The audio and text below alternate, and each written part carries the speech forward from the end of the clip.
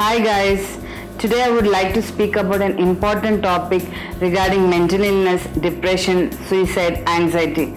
Even though these are the leading causes of death among young people, we really don't talk about them as these topics are shrouded in stigma. Let me enlighten you with some real life story guys. First one is about an elderly couple. They had lost their only son around 8 years ago and were living with their 18-year-old grandson and daughter-in-law. They were tested COVID positive. The couple feared that they might infect their grandson with the fatal virus, so early morning they left their home and then they allegedly committed suicide by jumping before a morning train.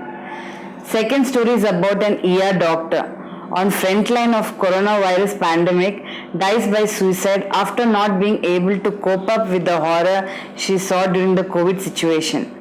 The grueling work took a grave toll in her.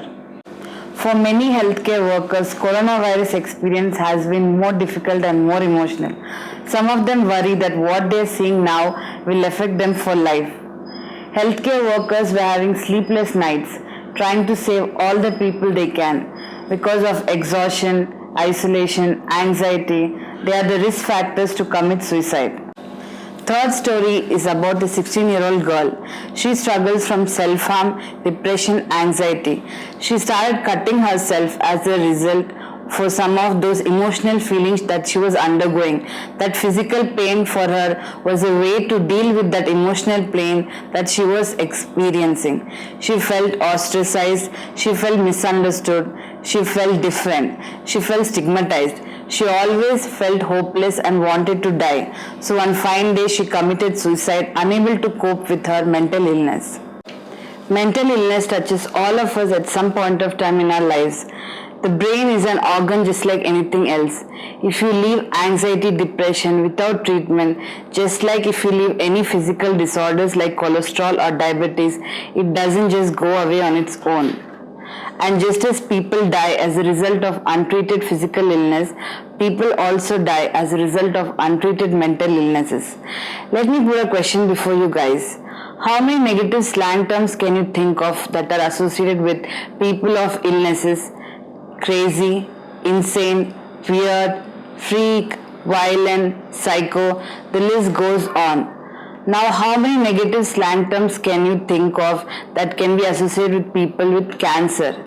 There are none. But both of these are illnesses. So why is it if you suffer an illness of the mind, you're considered to be irrational, but if you suffer from an illness of the body, you're considered to be strong? Mental illnesses are the only illnesses in which we blame the person suffering for their pain, and this won't change unless we talk about it, and we can't be afraid or ashamed to talk about these kinds of stuff. Let's come to the risk factors causing it. Some risk factors are more physical. For example, serious physical health concerns, chronic disease, disability, traumatic brain injury. Next, let's go to the mental health. Mental health diagnosis, self-harm, undiagnosed mental health challenges. People with mental health illness die by suicide. This could be due to anxiety or depression. Next comes substance use, drugs or alcohol use and their abuse. Return to drug or alcohol use after a period of sobriety. Lack of access to behavioral health care and mental health treatment. Periods of prolonged stress, stressful life events like harassment, bullying, unemployment, financial crisis, pandemic, relationship problems, divorce, prejudice and discriminations, example homophobia, transphobia, racism, family history of suicide or any mental health challenges, past suicide attempts, exposure to peer suicide, adverse childhood experiences, and also some traumatic history. Let's come to the warning signs. Warning signs indicate an immediate risk of suicide, significant change in behavior related to recent loss or change or any painful event. Warning signs are a call of action. First warning sign is their talking about killing themselves, or are they saying everything around is hopeless, I have no way out, I am in an unbearable pain, I have no reason to live? Or are they saying, I feel like I'm a burden to my family? These are some of the significant words we have to listen to and be more responsible enough to find help. Next is people's behavior, especially related to painful loss, event, or change. Increase in drugs or alcohol use. Is this someone who is searching the internet for ways to die? Another sign is if they are isolating, withdrawing themselves from family or friends. If they are not enjoying themselves like they used to enjoy before, it's a red flag. Sleeping so much or so little, eating too much or too little. Significant changes in the basic need schedule can tell you something. Is this someone who is pretty low key and now they're angry all the time? If suddenly they're saying that they're going to go away, or they are just saying goodbye to people, giving away their prized possessions. Final warning sign is in relation to mood. For example, showing too much of shamefulness, something they have done or something that was done to them. Sudden improvement in their behavior. That means they have a plan and they're ready to enact it. Because no one recovers overnight. Treatment of anxiety, depression, mental health illness takes time and takes efforts. There is no immediate cure. Let's come to the warning signs you may see during COVID-19.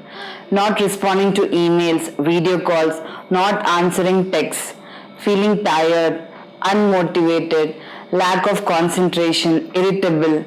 Person may look exhausted. You may see that it looks like they haven't showered. Maybe they're in the same clothes that they have been wearing all week. They have heightened anxiety and worry about COVID-19, that their families members are getting sick. They are worried about the losses that they have incurred during this time of quarantine. Losing a family member, losing important life milestones, loss of potential and opportunity. They would have prepared so much for an event and it turned out to be wasted due to COVID. Another one is stopping their therapy. This is one of the dangerous signs. Love and support from friends and family helps tremendously, and having a strong social support network has been proved to lead to a better outcome. The good news of suicide is it is preventable, beatable, and treatable. These can be done by identifying those at risk and offering counseling and therapy, as well as adequate follow-up care for those who have attempted suicide. In addition, establishing 24/7 suicide prevention lifelines that are free and confidential for people in distress can make a huge impact. Thanks for watching, guys. Stay tuned for the next video. This is Dr. Jeannie signing off. Bye.